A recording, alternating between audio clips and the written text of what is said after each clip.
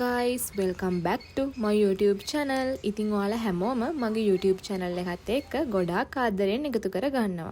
අද මම ඔයාලත් එක්ක share කරගන්නේ වෙනස් විදිහේ vlog එකක්. ඉතින් ඔයාලා දන්නවනේ මේ දවස්වල පළතුරු ආරනේ, පාරවල් ආයිනේ, රම්බුටාන්, මැංගෝස්, දූරියන් වගේ පළතුරු හැමතැනම විකුණන්න තියෙනවා. ඉතින් මට හිතුණා මේ පළතුරු වාරේ අපේ ගෙදර ගස්වල හැදිලා තියෙන පළතුරු වර්ග ඔයාලත් එක්ක share කරගන්න. මේ අන්නාසි ගහ මම තමයි පැල කරේ. ඉතින් මේ ගන්නේ මේ ගහේ පළවෙනි පළදාව. ඉතින් හරිම ආසයි දැක්කම වසවිස නැති ගෙදර හැදුණු අන්නාසි. දවස් 3-4ක වීඩියෝස් එකතු කරලා තමයි මම මේ vlog එක හදලා තියෙන්නේ. ඉතින් අන්නාසි විතරක් නෙවෙයි මේ දවස්වල අපේ ගෙදර රඹුටන් ගස්වල ගෙඩි පිරලා තියෙන්නේ. මේ ගානින් හරි මේ පළතුරු ඉතුරු වෙලා තියෙන්නේ මමත් මේ දවස්වල ගෙදර නැති නිසා. ඉතින් ගෙදර ආපු ගමන් මම ආවේ රඹුටන් කඩන්න. මේ දවස්වල 3 වේලම රඹුටන් තමයි මම කන්නේ. ඉතින් හැබැයි රඹුටන් කියන්නේ උෂ්ණ පළතුරක්. ඒ වුණාට ඉතින් අවුරුද්දේ හැමදාම ගෙඩි හැදෙන්නෙත් නැති නිසා මේ දවස්වල 3 වේලම රඹුටන් තමයි. ඔන්න අපේ කිටියත් ඉන්නවා මගෙත් එක්ක රඹුටන් කඩන්න ඇවිල්ලා. ඉතින් මට කන්න මම රඹුටන් ගෙඩි ටිකක් කඩාගෙන ඊට පස්සේ මම ආවේ මැංගුස් කඩන්න. මැංගුස් නම් ගොඩක් ගෙඩි සත්තු කාලා තිබුණේ. ඉතින් එයාලත් කන්න එපැයි. ගහ උස නිසා මම කේක් එකක් බැඳලා තමයි මැංගුස් ගෙඩි ටිකක් කඩාගත්තේ. ඉතින් මැංගුස් කියන්නේත් උෂ්ණ පළතුරක්. හැබැයි ඉතින් අපි ෂෝටීස් වර්ග බිස්කට් පාන් කනවට වඩා ගෙදර හැදෙන මේ වගේ වසවිස නැති පළතුරු කන එක ඇත්තටම ඇඟටත් ගොඩක් හොඳයි, පර්ස් එකටත් ගොඩක් හොඳයි.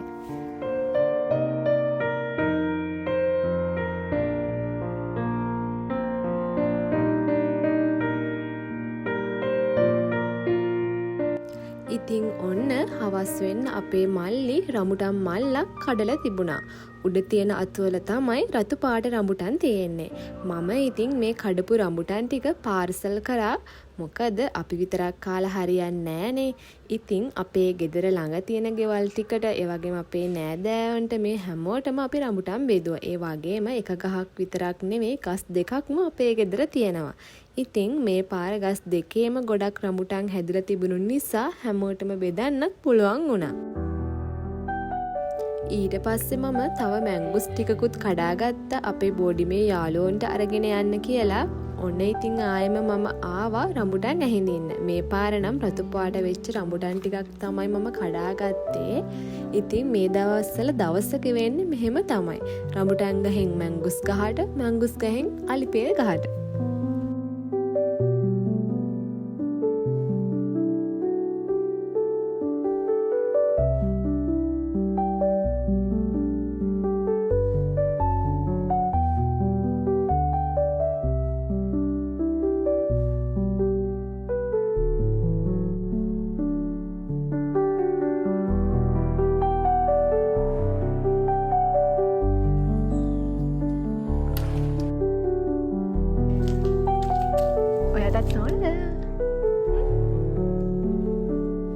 රඹුටන් ටිකකුයි මැංගුස් ටිකකුයි කඩාගෙන මම ආවා අපේ අලිපේර ගහ ළඟට අලිපේර ගෙඩි ටිකකුත් කඩා ගන්න.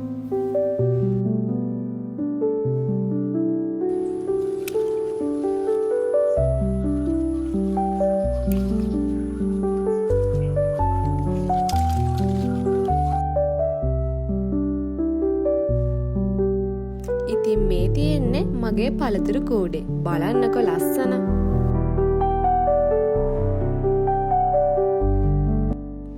ඉතින් ඒ පළතුරු විතරක් නෙමෙයි පේර, වරකා, පැණිදොඩම්, අඹ වගේ පළතුරු ගොඩක් අපේ ගෙදර තියෙනවා.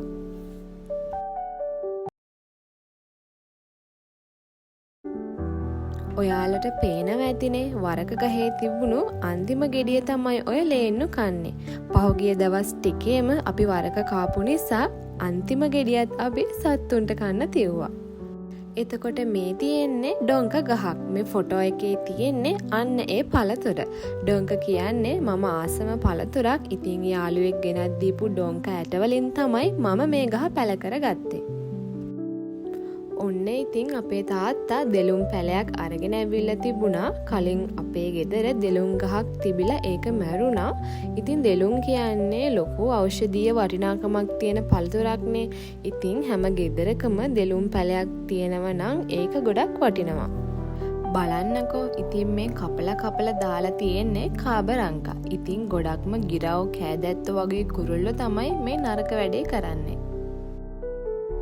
එතකොට මේ තියෙන්නේ පොල් කුරුම්බා. ඉතින් රස්න දවස් වලට ගොඩාක් හොඳ හෙල්ති ඩ්‍රින්ක් එකක්. ඒ වගේම කුරුම්බා වලට වෑවර කියලාත් කියනවා. ඉතින් කිතුල් පැණිත් එක්ක හරිම රසට කන්න පුළුවන්. මේ තියෙන්නේ කෑවම කට දම් පාට වෙන දන්. දන් කියන්නේ මේ දවස්වල කැලෑවල් වල හැදෙන කැලෑ පළතුරක් කිව්වොත් හරි. මේ රෝස පාට මල් පිපිලා තියෙන්නේ බාබඩෝස් චෙරි. පැණි රසක් නම් නැහැ, ඇඹුල් රසක් තමයි තියෙන්නේ. ඔන්න ඉතින් ඊළඟ දවසේ හවස මම මගේ යාළුවත් එක්ක පොඩි ගමනක් ආවා. ඉතින් ඔයාලා දන්නවද මේ මොනවද කියලා? මේ තියෙන්නේ ගොඩපර ගෙඩි. ඔයාලා අහලා ඇති ගොඩපර ෂැම්පෝ. ඉතින් ඒ ගොඩපර කියන මේන් ඉන්ග්‍රීඩියන්ට් එක තමයි මේ තියෙන්නේ. ගොඩක්ම ඇලවල් දොළවල් ළඟ තමයි මේ ගස් හැදෙන්නේ.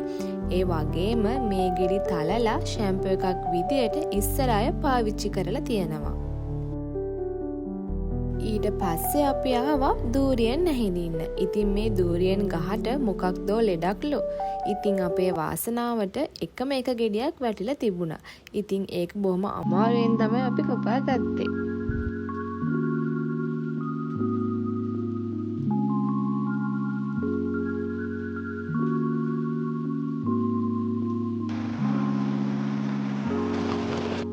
දූරියනුත් කාලා මායි මගේ යාළුවයි එයාගේ නැන්දයි අපි තුන්දෙනා ආවා ලස්සන තැනකට නාන්න කියලා.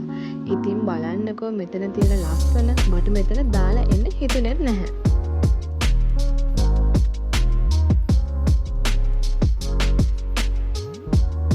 එතකොට මේ තියෙන්නේ අපේ පැෂන් වල. ගෙඩි පිරලා තියෙනවා දැක්කම හරිම ආසයි. මේ තියෙන්නේ මේ දවස්වල ජනප්‍රිය අනිත් පළතුර ගඩිගුඩා. මේ ගහට එහා පැත්තෙන් තියෙන්නේ දූරියෙන් ගහක්.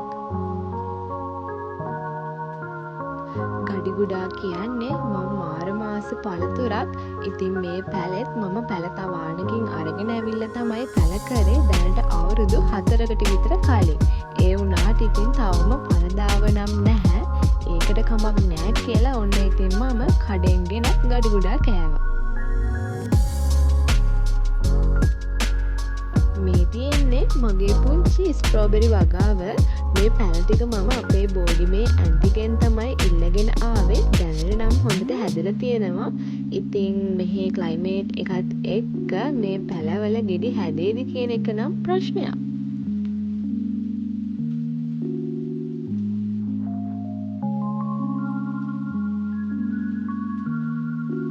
ඉතින් මේ තියෙන්නේ අපේ බෙලි ගහ. ඔයාලා දන්නවා ඇති ගෑස්ට්‍රයිටිස් වලට බෙලි කියන්නේ ගොඩාක් හොඳ පළතුරක්. අපේ අත්තම්මගේ නම් ආසම පළතුර. මම නම් ඉතින් බෙලි කන්න ආස පැණිත් එක්ක.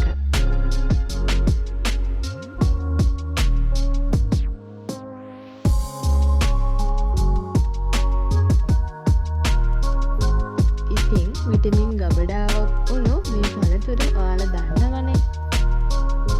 මේ තියෙන්නේ මගේ ඇපල් මසන් ගහ. මේ ගහේ හැදෙන ගෙඩි ග්‍රීන් ඇපල් ගෙඩියට ටිකක් සමානයි. හොඳට ඉදුණු ගෙඩි නම් මාරම රසයි. මම මේ පැලෙත් පැල තවාණකින් තමයි ගෙන්න ගත්තේ. දැන් ඉතින් පළදාව තියෙනවා.